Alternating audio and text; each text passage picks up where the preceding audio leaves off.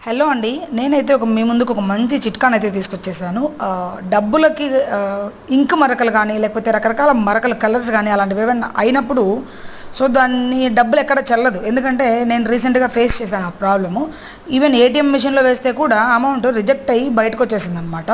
So, ఒక social మీడియాలో కొన్ని కొన్ని వీడియోస్ ఫాలో అవ్వంగా నాకు తెలిసిన విషయం ఏంటంటే, డబ్బులకయినటువంటి ఇంక్ మరకలు గానీ, లేకపోతే ఇంకా వేరే అదర్ మరకలు ఏవైనా గానీ పోవాలి అంటే థిన్నర్ మనకు పెయింట్లో యూజ్ చేసుకునేటువంటి థిన్నర్ ఏదైతే ఉంటుందో అది దాంట్లో వేసి 1.5 అవర్ 2 అవర్స్ డబ్బుల్ని పూర్తిగా అలా సపరేట్గా ఒక్కొక్క అమౌంట్ని సపరేట్గా తీసి అందులో వేసి నానబెట్టేస్తే ఫైనల్గా ఇలా వస్తుంది అనమాట. అందులో ఉన్న కలర్ మొత్తం పోయి నీట్గా అయితే అవుతుంది. బట్ ఒక చిన్న షేడ్ అయితే ఉంటుంది. దాన్ని అయితే మనం ఎట్టి పరిస్థితుల్లో ఏం చేయలేము.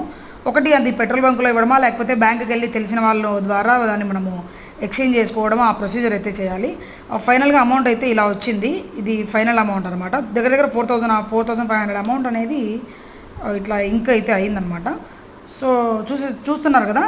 ఎవరికైనా కావాలంటే ప్లీజ్ ఫాలో అవ్వండి.